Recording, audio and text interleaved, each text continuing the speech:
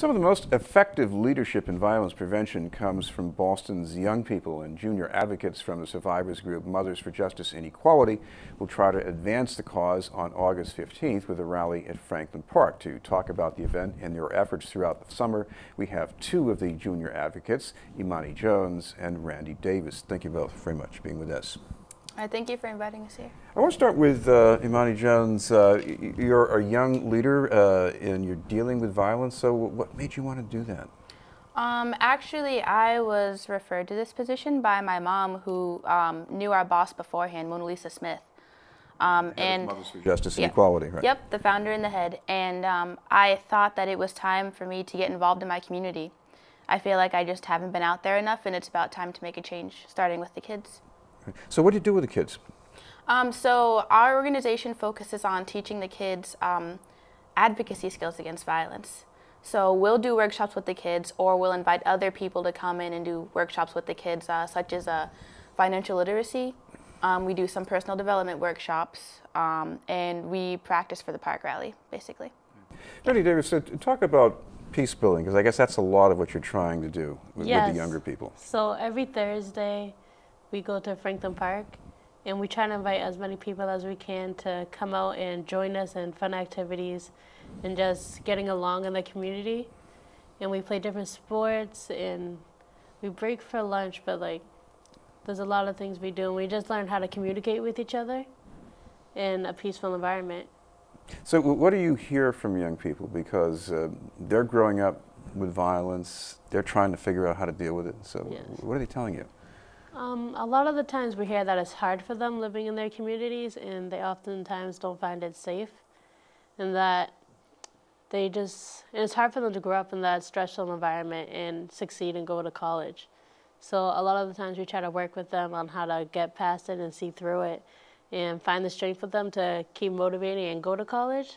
So right now that's what we're working on with our teens. Imani, you had these younger people also meeting with one of the candidates, I think, for Attorney General during the summer? Oh yeah, we had them meet with Mara Healy, and she came to ask them personally about what was going on in the neighborhood and what they thought that we wanted her to do to fix it. What about the things they told her about where they feel safe and where they don't feel safe? Oh, okay. Well, one of the big things they said about places where they don't feel safe, which was surprising to me, was school. They said that going to school was almost like going to what looked like to be a prison, because when they walk in the door, they have to go through these big metal detectors, and it's very intimidating for them. And the detectors are supposed to keep the students safe, but I guess when they hear that weapons are detected, I guess that makes them wonder, maybe. It does, because it's not really guns that they're worried about. It's more like smaller things like knives that the kids are bringing to school because they don't feel safe. And then the kids who see the other kids bringing knives are like, well, maybe I should bring a knife now so that I can feel safe. Randi, what about what people need to do, as you put it, to see past the things that suck you into violence? I think a lot of us deal with it. I know some more than others, but even talk about your own experience. What do you do to avoid getting sucked in? So actually, I grew up in the suburbs. I grew up in Wilmington, Massachusetts, and my family was very heavy on education. And coming into the city, I noticed that a lot of these schools lack resources that they need, and that there also aren't a lot of positive figures in their life because they're not surrounded by it all the time. So I think that in order to help these kids feel motivated, they need positive role models that will be there whenever they need and just keep telling them that they're going to make it somewhere and emphasize on education. Imani, does that help kids? Because when they talk to you about their problems and you're talking to them about ways to solve things, do you think that helps them change the focus at least?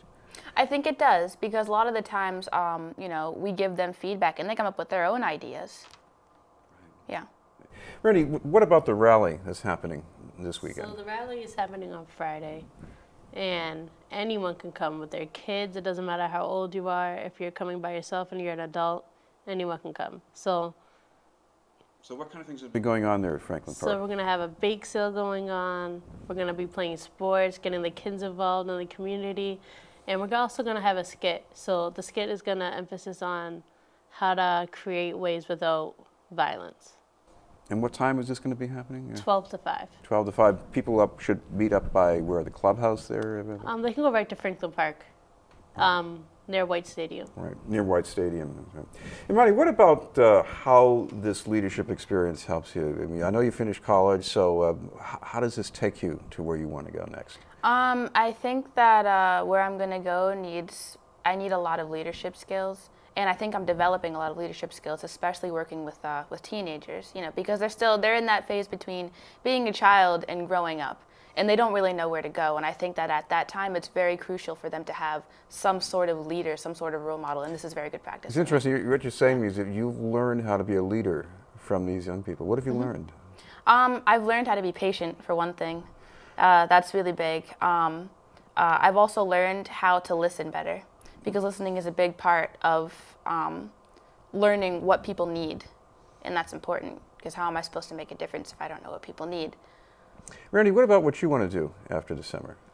After the summer, I'm going to pursue my master's degree, and I think that working here has really helped me, because you can work with really any population, but teens are a special group. You really need to be patient with them, and they have their own opinions formed already. So you need to listen to them and see where they're coming from, and then wait and respond. You have to be very non-judgmental.